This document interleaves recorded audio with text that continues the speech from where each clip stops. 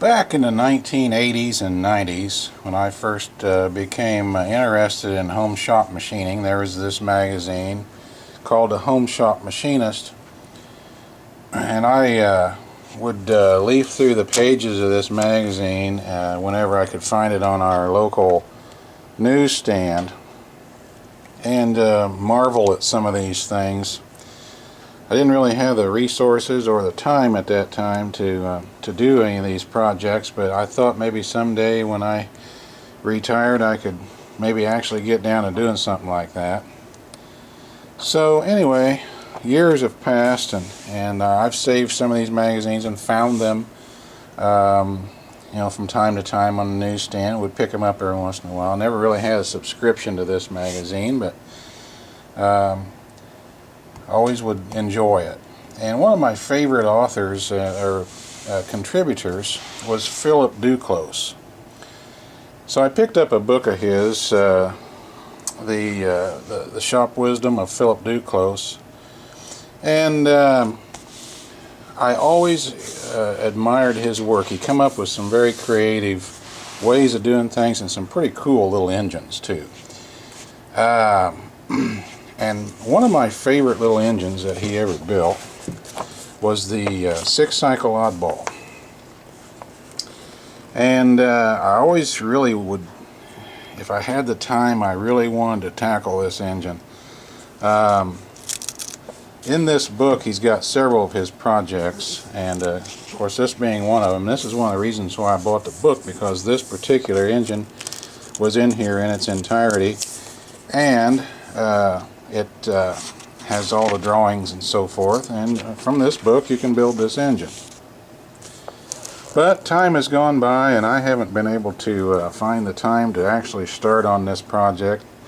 So I was looking at eBay a couple days ago, and I see these from time to time come up for sale, and I can only assume that the machinist that built it obviously it's passed on, and these are perhaps estate sales.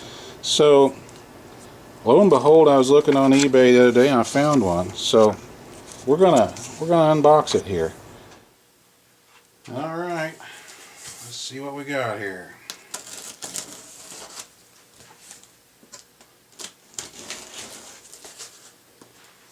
No damage to the box.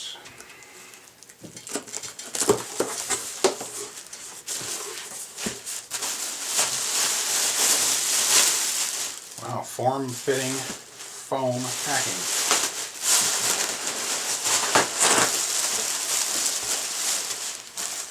Foam was poured in there after the box was packed. Bubble wrap. Looks good. Pull that little guy out.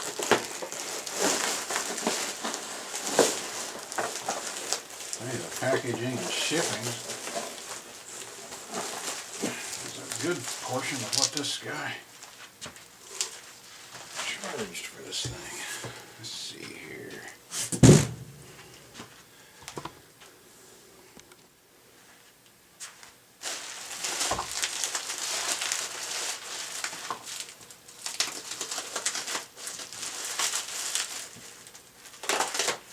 It's on a pine board. Looks like a 2x6.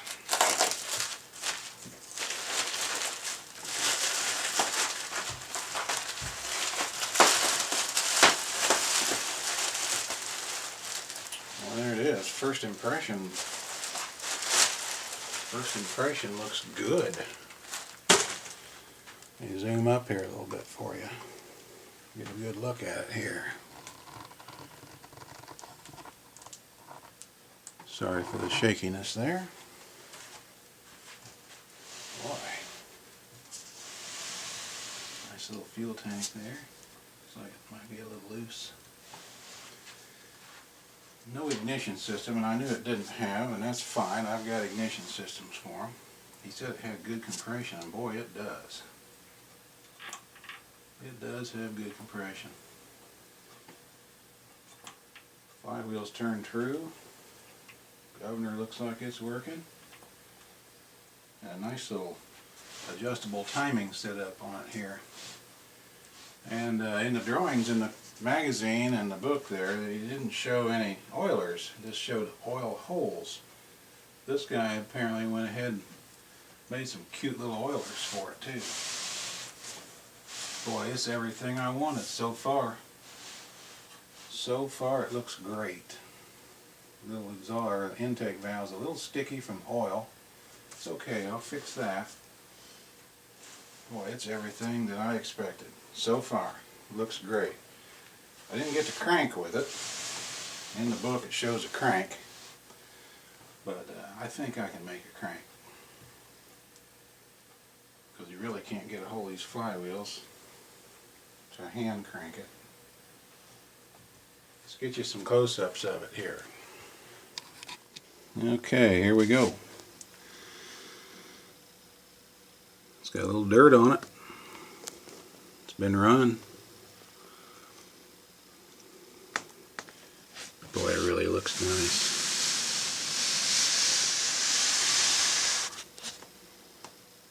Now this valve is just a little sticky. See how it sticks and then comes out slow? The machine work is incredible. Small screws here, little tiny screws. This tank is a little bit loose on here, and I'll see what's up with that here in a second. Let's go ahead and rotate it around this way. The oiler is pretty cool.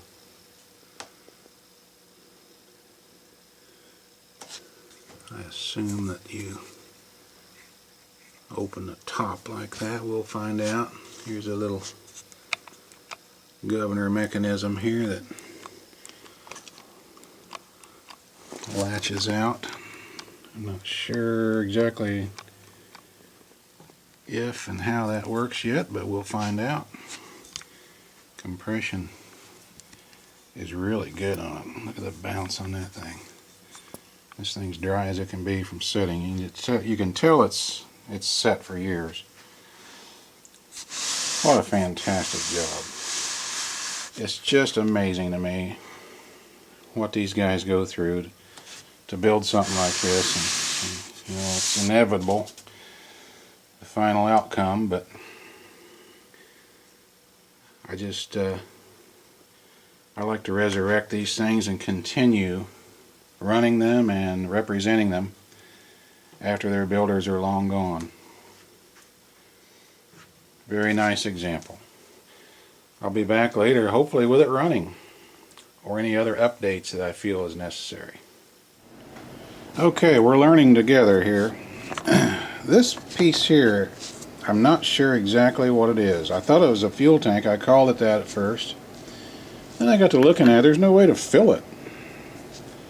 There's a screw on the bottom, a nut, a little plug, looks like, maybe a drain, don't know. Then I got to looking. The hose that goes to the mixer here on the little thing there is marked out. This one over here is marked in. So I don't know exactly what this is unless it's some kind of a auto leveling device, so if the engine only has so much head pressure here on the fuel, or at this point I don't know, so I'm going to take it apart and we'll see what's in there. So you're learning right along with me. I have no idea what this is yet. Some nice little Allen head cap screws on the top of it here.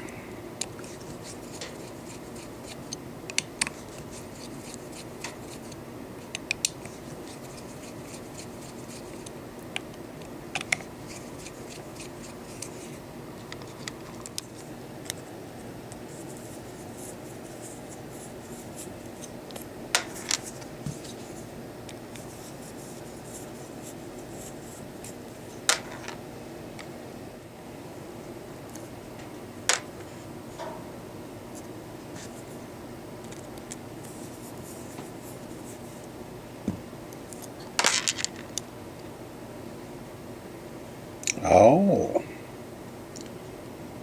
I know what it is. It's a propane regulator. This is a diaphragm out of a carburetor. And let's have a look here.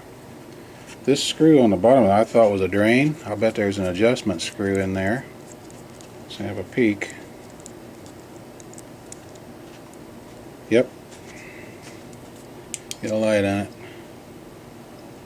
There's an adjustment screw in there. This is a propane regulator. That's cool. Okay. This they typically use there's a real little tiny needle and seat right there, and they typically use like something out of a tire valve or something like that. Man, this thing's really well made. And fuel comes in here, and as the engine takes a little suction on this diaphragm, that diaphragm pushes down on that little valve and opens up a little bit of propane gas into it. So this thing's set up to run on propane. Very interesting. I will hook the propane up here and test this here in a little bit. Yeah, very, very interesting. I've got a propane setup for other engines that I've used, so I'll go dig that out, and when we get ready to run this engine, hook it up on here and test it and see if it's going to run. So there you go. There's the latest update. Okay, we got her going. Wired up a model airplane coil to it here.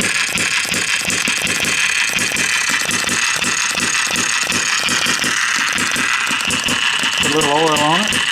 Oil it all up.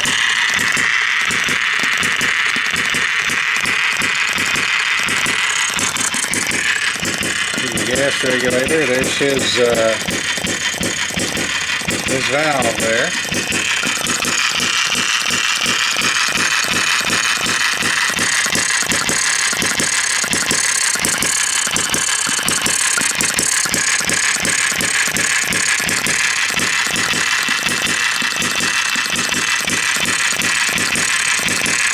Starting to get warm.